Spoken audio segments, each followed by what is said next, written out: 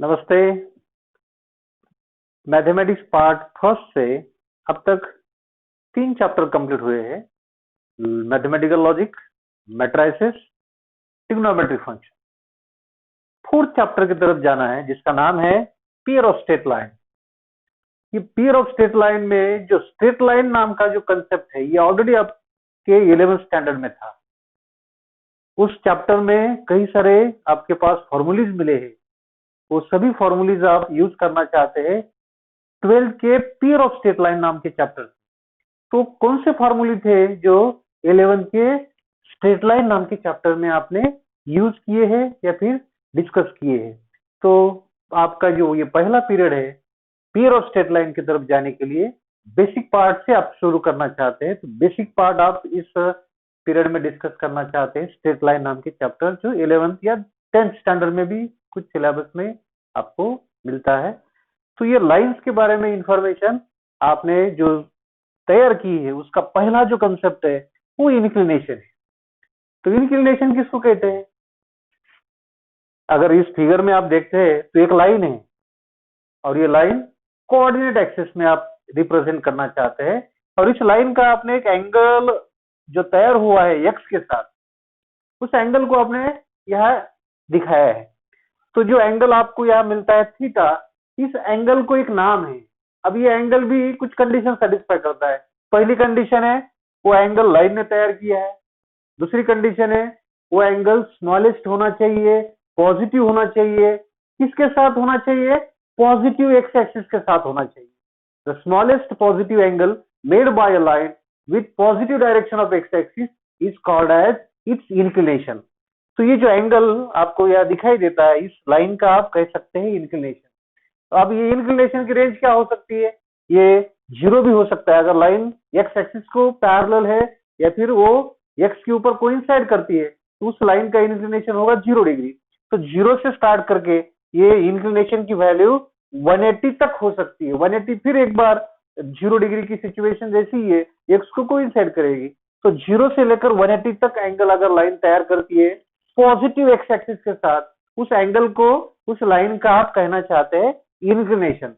अब ये इंक्लिनेशन का यूज आपने कहा यूज किया है? तो इंक्लिनेशन का यूज है जो आपने एंगल यहाँ तैयार किया है वो एंगल अगर tan को अटैच करते हैं, क्या वो जो एंगल आपको मिला है इंक्लिनेशन उस लाइन का, उसको अगर tan रेशियो के साथ वैल्यू फाइंड करती है तो उस वैल्यू को ही उस लाइन का आप स्लोप कहना चाहते हैं। यम से आप उसको डिनोट करते हैं, स्मॉल एम से। तो लाइन का स्लोप क्या है? Tangent of inclination of a line is called as its slope. तो tan रेशियो के साथ उस स्लोप को अगर इंक्लिनेशन को अगर अटैच करते हैं तो जो वैल्यू मिलेगी वो आपको उस लाइन के स्लोप की होगी। तो अगर 0 है तो tan 0 0 ही होता है। एंगल अगर आपका 0 से 90 तक है तो tan की वैल्यू पॉजिटिव होगी, इसलिए आप ये स्लोप को वो एक्सपेक्ट कर सकते हैं, डेफिनेटली वो पॉजिटिव ही होगा।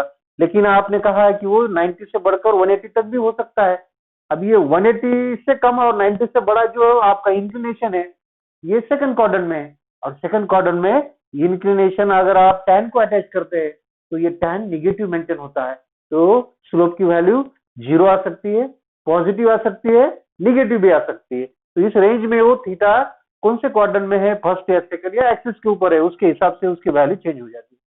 क्या एक ही फॉर्मूला था स्लोप निकालने के लिए लाइन का? नहीं, दूसरा एक फॉर्मूला ऐसा है कि अगर लाइन के ऊपर 2 पॉइंट अवेलेबल है, लाइन 2 पॉइंट से अगर पास होती है, कैपिटल ए नाम का पॉइंट है, कैपिटल बी नाम का पॉइंट है। अगर ए के कोऑर्डिनेट है x1 y1, बी के कोऑर्डिनेट है x2 y2, तो ये 2 लाइन से पास होने वाले लाइन का स्लोप निकालना है तो उनके कोऑर्डिनेट को यूज करते हैं। और फॉर्मूला क्या है? y2 minus y1 means second की सब्सट्रैक्शन ऊपर लिखना है और फर्स्ट की सब्सट्रैक्शन नीचे यूज करनी है। तो ये फॉर्मूला आप यूज करके लाइन के ऊपर अगर 2 पॉइंट अवेलेबल है तो लाइन का आप स्लोप निकाल सकते हैं। Instead of knowing the inclination, अगर लाइन का इंक्लिनेशन मालूम नहीं और वो 2 पॉइंट से पास होती है तो आप इस फॉर्मूले का यूज करके लाइन का स्लोप निकाल सकते हैं। अब आपके पास और एक फॉर्मूला है स्लोप निकालने के लिए। अब वो स्लोप निकालने के लिए डाटा क्या चाहिए? तो लाइन का आपको इक्वेशन मालूम होना चाहिए। तो लाइन का इक्वेशन 10वीं में भी आपने यूज किया है। ये इस फॉर्म में रहता है, एक्स वाली टर्म रहती है, वाई वाली टर्म रहती है और एक कांस्टेंट नंबर रहता है। तो लाइन इस फॉर्म में तैयार करता है equation ax plus by is equal to C. अब ये अगर इक्वेशन अवेलेबल है तो ये लाइन का इक्वेशन है, ऐसा आप एक्सेप्ट करते हैं, तो इस इक्वेशन से लाइन का स्लोप निकालना है। तो फॉर्मूला क्या है, माइनस यूज करो फॉर्मूले से और एक्स के कोएफिशिएंट को वाई के कोएफिशिएंट से डिवाइड करो। तो एक्स का कोएफिशिएंट क्या है, ए के साथ, एक्स के साथ में कौन सा नंबर है, एक्स के साथ में तो नंबर है ए, और वाई के साथ में नंबर कौन सा है उस इक्वेशन का, जनरल में कहना चाहते हैं तो बी, और फॉर्मूला क्या करता है, इसको माइनस अटैच करता है। तो लाइन का इक्वेशन अगर अवेलेबल है तो आप उस लाइन का स्लोप इस रास्ते से निकाल सकते हैं, minus coefficient of x divided by coefficient of y. तो इस तरह से लाइन के स्लोप निकालने के लिए आपके पास तीन रास्ते, अगर उसके इंक्लिनेशन मालूम है, या फिर उसके 2 पॉइंट मालूम है, या फिर उसका इक्वेशन मालूम है, तो इस तीन रास्ते से स्लोप निकाल सकते हैं। अब ये स्लोप के बारे में और एक इंफॉर्मेशन है, अगर 2 लाइन है और वो 2 लाइन अगर पैरेलल है, जैसे यह फिगर में दिखाई देता है, अगर line first and line second L1 and L2 अगर एक दूसरे को पैरेलल है, तो उनके स्लोप को अगर मैं पहले लाइन के स्लोप को m1 कहता हूं, दूसरे लाइन के स्लोप को अगर m2 कहता हूं, तो ये पैरेलल लाइन के स्लोप में क्या रिलेशन है, तो आपने 11th में रिलेशन वो तैयार किया है कि वो दो जो स्लोप है वो डायरेक्ट इक्वल रहते हैं, पहले लाइन का और दूसरे लाइन का स्लोप इक्वल रहता है, सेम वैल्यू रहती है। तो आप अगर ये वैल्यू सेम रहती है तो उनके इक्वेशंस के बारे में भी एक ऑब्जर्वेशन है, 2 लाइन है, 2 लाइन पैरेलल है, और उनके इक्वेशन में एक ऑब्जर्वेशन डायरेक्टली मिलता है कि उनके इक्वेशन, पहले लाइन का अगर equation ax plus by is equal to c1 है, पहले लाइन का स्लो इक्वेशन है ax plus by is equal to c1, c1 एक कांस्टेंट है नंबर, तो L1 को पैरेलल जो लाइन है उसका इक्वेशन आप डायरेक्ट कह सकते हैं, उसके लेफ्ट पार्ट को आप डायरेक्ट कह सकते हैं कि वो ax ही होगा प्लस by ही होगा, और राइट साइड में कांस्टेंट के बारे में कुछ कह नहीं सकते, वो कांस्टेंट पहले से अलग हो सकता है, पहले से अलग रहेगा, अगर वो सेम है तो लाइन कोइंसाइड करेगी। तो इस तरह से ये एक तो प्रोपोर्शनल में रहते हैं या फिर डायरेक्ट इक्वल रहते हैं, तो स्लोप की वैल्यू सेम रहती है, तो उस केस में a by b minus a by b minus a by b दोनों का सेम रहता है। तो इस तरह से आपके पास 2 लाइन अगर पैरेलल है तो उनके स्लोप इक्वल रहते हैं, और दोनों की इक्वेशंस में डिफरेंस सिर्फ कांस्टेंट का होता है, डिफरेंस सिर्फ क्या कहां आता है, कांस्टेंट का होता है। उनके लेफ्ट मींस x की कोएफिशिएंट की वैल्यू y के कोएफिशिएंट की वैल्यू सेम रहती है। अब आपका यही रिलेशन अगर परपेंडिकुलर में है तो relation between slopes of 2 perpendicular line, अगर मैं कहता हूं कि पहली लाइन है L1 उसका स्लोप m1 है, दूसरी लाइन है L2 उसका स्लोप अगर m2 है, और वो दोनों परपेंडिकुलर है, तो परपेंडिकुलर लाइंस में आपने एक रिलेशन तैयार किया था कि उनके स्लोप का प्रोडक्ट, उनके स्लोप का प्रोडक्ट ये डेफिनेट होता है -1, ये फिक्स होता है -1। अगर ये -1 है, अगर मैं m1 की वैल्यू फाइंड करता हूं तो ये -1/m2 होगा, अगर मैं m2 वैल्यू फाइंड करना चाहता हूं m1 की अगर आपको अवेलेबल है तो m2 -1/m1 इस तरह से आता है। अब यही ऑब्जर्वेशन उनके इक्वेशन के बारे में अगर करना है तो जैसे पैरेलल लाइन के लेफ्ट पार्ट इक्वल रहते हैं, परपेंडिकुलर में क्या है, अगर मैं L1 का इक्वेशन लेता हूं, मान लो ax plus by is equal to c1, ये अगर पहले लाइन का इक्वेशन है, और दूसरी लाइन जो L2 नाम की है वो L1 को परपेंडिकुलर है, L2 अगर L1 को परपेंडिकुलर है और L1 का इक्वेशन ये है ax plus by is equal to c1, तो L2 का भी इक्वेशन आप प्रेडिक्ट कर सकते हैं उसका लेफ्ट पार्ट को, तो उसका इक्वेशन होगा bx minus ay is equal to c2, constant अलग अलग रहेगा लेकिन लेफ्ट पार्ट में उनके एक ऑब्जर्वेशन है कि जो x का कोएफिशिएंट है वो कहां आता है, y को मिलता है, y का कोएफिशिएंट x के साथ आता है, और साइन अपोजिट मेंटेन होता है सेकंड टर्म का, y का साइन अपोजिट मेंटेन होता है। तो ये एक ऑब्जर्वेशन आपको मिलता है परपेंडिकुलर लाइंस के बारे में। तो ये सिंपल इंफॉर्मेशन थी। अब एक नेक्स्ट इंपॉर्टेंट कंसेप्ट है इक्वेशन ऑफ लाइंस के बारे में। उसमें स्टैंडर्ड फॉर्म है, आप अगर कोऑर्डिनेट एक्सिस का अगर इक्वेशन फाइंड करना चाहते हैं तो उसके बारे में पहला है, अगर एक्स एक्सिस का इक्वेशन आपको लिखना है, what is the equation of x axis, तो एक कंडीशन है एक्स के ऊपर हर एक पॉइंट का y कोऑर्डिनेट 0 होता है, इसीलिए y इज इक्वल टू 0 हर पॉइंट का मिलता है, इसीलिए उस एक्स एक्सिस का इक्वेशन ही y इज इक्वल टू 0 है। उसी तरह से इक्वेशन ऑफ y एक्सिस क्या है, तो y एक्सिस के ऊपर भी पहला कोऑर्डिनेट हर पॉइंट का 0 होता है। पहला पॉइंट हर पॉइंट कोऑर्डिनेट पहले कोऑर्डिनेट की वैल्यू हर पॉइंट की 0 होती है। तो उसी तरह से इस वाई एक्सिस का इक्वेशन आप x इज इक्वल टू 0 कह सकते हैं और x एक्सिस का equation y is equal to 0 कहते हैं।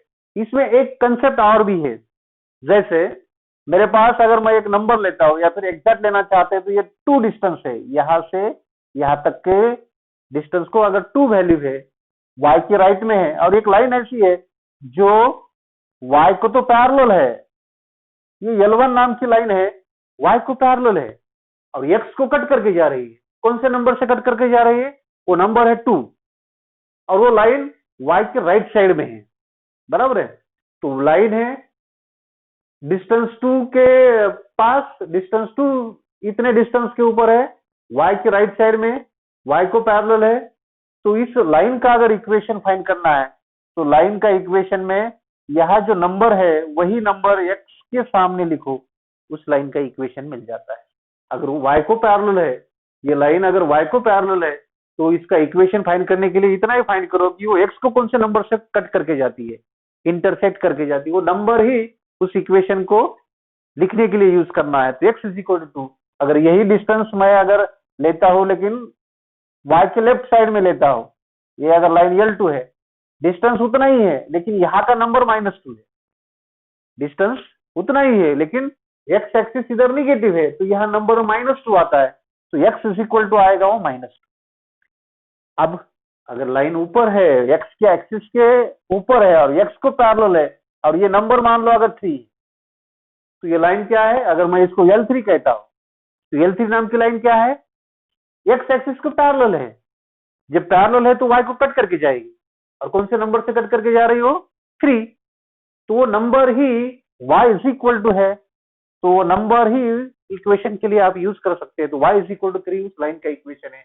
अगर वही लाइन अगर नीचे है, x को पैरेलल है और 3 डिस्टेंस के ऊपर है लेकिन यहाँ निगेटिव y एक्सिस है, इसलिए वो -3 नंबर होगा जहां वो लाइन कट करके जाती है। तो ये -3 y के साथ अगर यूज करते हैं तो उस लाइन का इक्वेशन मिलता है। तो ये कोऑर्डिनेट एक्सिस के फॉर्म में इक्वेशन इमीडिएट मिलता है। अब आपका 2-3 फॉर्म ऐसे जो आपको कई बार यूज करने हैं पियर ऑफ स्ट्रेट लाइन, उसमें से इंपॉर्टेंट है slope point form of equation of a line. तो इसके नाम में 2 इंफॉर्मेशन है, जिस लाइन का आपको इक्वेशन फाइंड करना है उसका क्या मालूम होना चाहिए? स्लोप। जिस लाइन का आप इक्वेशन फाइंड करना चाहते हैं उसका क्या मालूम होना चाहिए? पॉइंट। तो अगर स्लोप मालूम है, पॉइंट मालूम है, स्लोप एंड पॉइंट अगर मालूम है लाइन के ऊपर के, तो इस डाटा से अगर पॉइंट अवेलेबल है, उसके कोऑर्डिनेट है x1 y1 और उस लाइन का अगर स्लोप मालूम है, तो ये 2 इंफॉर्मेशन से लाइन का आप इक्वेशन फाइंड कर सकते हैं। y minus y1 is equal to m in bracket x minus x1। अगर एक एग्जाम्पल लेना चाहते हैं तो एग्जाम्पल आप कह सकते हैं कि अगर पॉइंट है लाइन के ऊपर 2, 3 और लाइन का जो स्लोप है वो अगर 4 है, तो आप इन डाटा को यूज करके इस स्लोप पॉइंट फॉर्म से लाइन का इक्वेशन फाइंड करना चाहते हैं। तो इक्वेशन में क्या है? ये 2 और 3 तो x1 y1 की वैल्यू है और ये तो m है। तो स्लोप पॉइंट फॉर्म से लाइन का इक्वेशन क्या है? y minus y1 is equal to m in bracket x minus x1।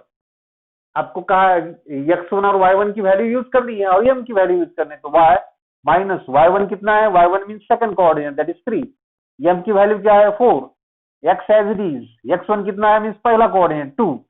तो ये क्या मिलता है? y minus 3 is equal to 4x minus 8। अगर आप इसको लेफ्ट में लेते हैं तो minus 4x plus y is equal to minus 8 plus 3, minus 4x plus y is equal to minus 5। Sign अगर चेंज करते हैं तो 4x minus 5 is equal to 4x minus y is equal to 5। तो ये लाइन का इस तरह से इक्वेशन आप निकाल सकते हैं। कितनी इंफॉर्मेशन चाहिए? 2। कौन कौन सी? लाइन का स्लोप मालूम है जो आपको यहाँ दिया था 4 और लाइन के ऊपर का एक पॉइंट मालूम है। तो स्लोप एंड पॉइंट का यूज करके इस फॉर्मूले को यूज करेंगे तो आपको उस लाइन का इक्वेशन इमीडिएट मिलता है। तो ये सीधा रास्ता है इक्वेशन की तरफ जाने के लिए, दो डाटा का यूज करके। अब आपके पास नेक्स्ट है, वो ज्यादा इंपॉर्टेंट है क्योंकि ये चैप्टर में आधा पार्ट जो है ऐसी लाइन के बारे में इंफॉर्मेशन आपको डिस्कस करनी है जो हमेशा ओरिजिन से पास होते हैं। तो आपका टारगेट ऐसा है कि आपको लाइन का इक्वेशन फाइंड करना है, लेकिन लाइन कौन से पॉइंट से पास हो रही है? वो जो पॉइंट आपने कहा है वो पॉइंट क्या लिया है आपने? ओरिजिन। तो ओरिजिन के तो कोऑर्डिनेट क्या होते हैं? 0 0। अगर 0 0 आप इसमें यूज करते हैं एक्स और वाई के, x1 और y1 की जगह पे, तो लेफ्ट में y और राइट में सिर्फ mx मिलता है। तो ऐसी लाइन कहां से पास हो रही हो? ऐसी लाइन कहां से पास होती है? ओरिजिन से। तो उसका इक्वेशन इमीडिएट आप कह सकते हैं। क्या है इक्वेशन का format? y is equal to mx। तो इसमें डाटा कौन सा यूज करना है आपको? सिर्फ रखने के लिए x और y तो इक्वेशन में कंपल्सरी रहेगा, उसमें रखना क्या है आपको? सिर्फ m की वैल्यू।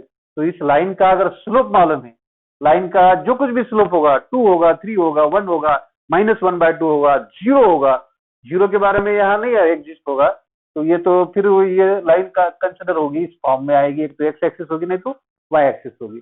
लेकिन नॉन जीरो क्वांटिटी अगर स्लोप की वैल्यू आपको यहाँ मिलती है तो लाइन ओरिजिन से पास होती है, ना वो एक्स होगी ना वो वाई होगी। और ऐसी लाइन का इक्वेशन निकालना है तो जिस लाइन को आपने ओरिजिन से पास किया उसका स्लोप अगर 2 है तो लाइन का इक्वेशन क्या आएगा? 2x। आप अगर लाइन इस तरह से लेते हैं, ओरिजिन से ही पास होती है, लेकिन ये इसको थर्ड और सेकंड और फोर्थ में वो अगर आपको मिलती है, तो अगर मान लो इस लाइन का स्लोप अगर -1/2, तो जिस लाइन का स्लोप -1/2 है तो आपको कुछ नहीं चाहिए, सिर्फ ओरिजिन से पास होती है इतना डाटा चाहिए। लाइन का स्लोप मालूम है, ओरिजिन से पास होती है, उस लाइन का इक्वेशन आप इमीडिएट कह सकते हैं कि y is equal to that slope into x, और कुछ नहीं चाहिए। तो ये इंफॉर्मेशन आप ज्यादा यूज करना चाहते हैं, ये जो पियर ऑफ स्ट्रेट लाइन वाले जो है ना, तो आप क्या करना चाहते हैं? दो लाइन को यूज करना चाहते हैं, और दोनों भी लाइन कहां से पास होने वाले हैं? दोनों भी लाइन ओरिजिन से पास होते हैं। उनका आप पियर लेना चाहते हैं जो ओरिजिन से पास होते हैं। ये आपके चैप्टर का आधा पार्ट है।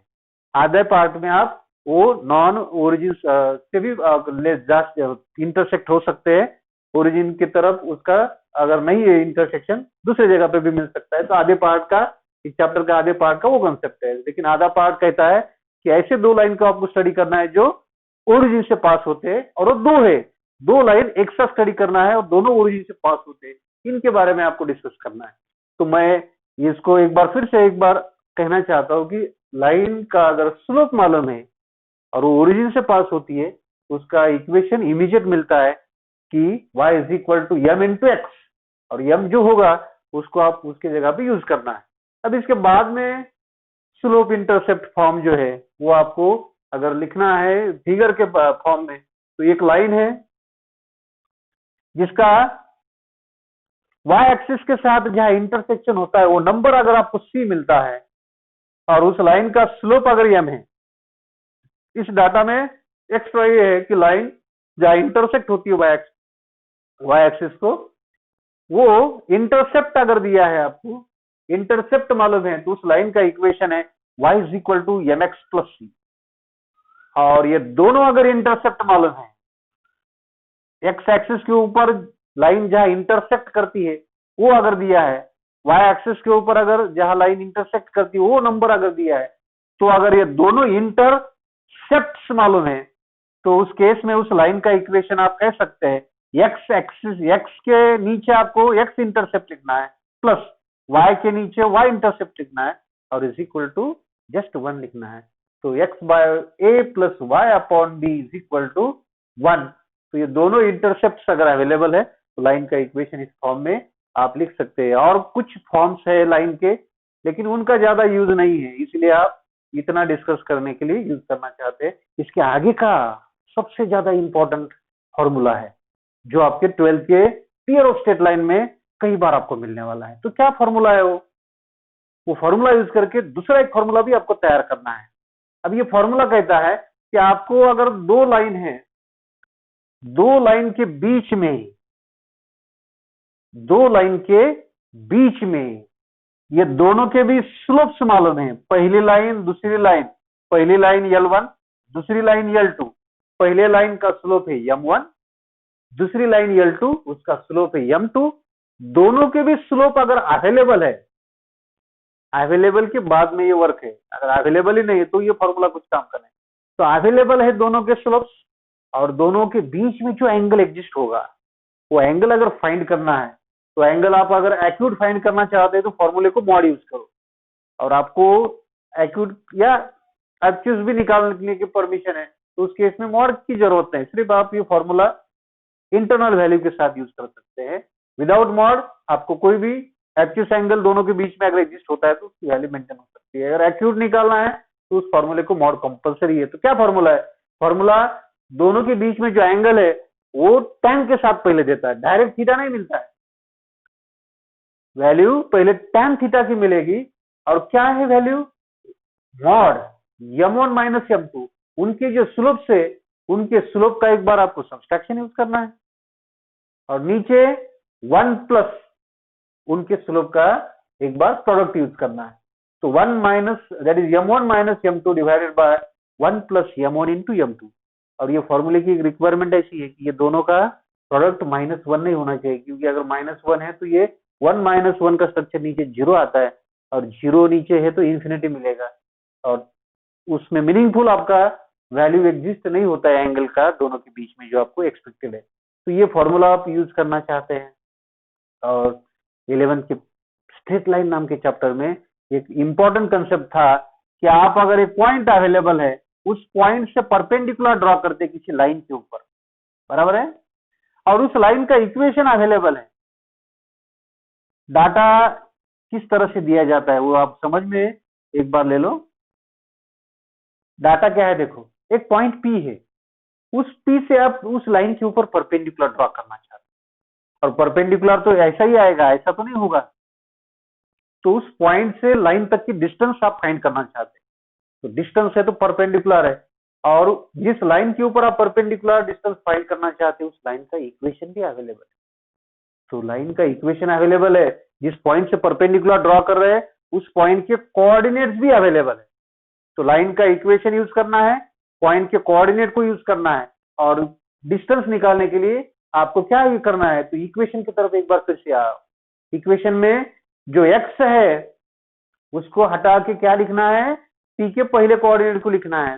तो x को हटा के x1 यूज करना है ऊपर, यहाँ जो कुछ भी सिंबल होगा वो सिंबल यूज करो, प्लस है तो प्लस, माइनस है तो माइनस, b की वैल्यू b की जगह पे, और y को हटाने के लिए p का दूसरा कोऑर्डिनेट y1 लिखना है, और जो आपका प्लस ही होगा या फिर जो कुछ भी कांस्टेंट की वैल्यू है वो आपको नीचे सामने यूज करनी है। तो इक्वेशन का जो लेफ्ट पार्ट है वो एज इट इज कह सकते हैं ऊपर यूज करना है, सिर्फ दो चेंज करके, x को हटा के x1, y को हटा के y1 उसमें पुट करना है जो अवेलेबल होगा p के कोऑर्डिनेट के साथ, और नीचे आपका स्ट्रक्चर है अंडर रूट ऑफ जो x का कोएफिशिएंट है उसका स्क्वायर प्लस y का कोएफिशिएंट जो है उसका स्क्वायर। तो इस तरह से आपको a square plus b square root के अंदर नीचे यूज करना है। ये जो वैल्यू मिलेगी ये वैल्यू ही उस पॉइंट से उस लाइन तक का डिस्टेंस होता है। तो ये फॉर्मूला आपको भी यूज करना है आगे 12th में। तो 11 का in general in broad sense जो स्ट्रेट लाइन नाम का चैप्टर है ये इतने कंसेप्ट के साथ था। इसके कुछ कंसेप्ट और भी है लेकिन उनको आप ज्यादा डिस्कस नहीं करना चाहते, लेकिन ये जो डिस्कशन में आए हैं पॉइंट, ये हर एक पॉइंट आपको 12th के थियरी ऑफ स्ट्रेट लाइन नाम के चैप्टर्स में यूज करना है। इसलिए आप इसको एक बेसिक पार्ट के लिए सेपरेट एक आप डिस्कशन के लिए यूज करना चाहते हैं। Okay, we will stop.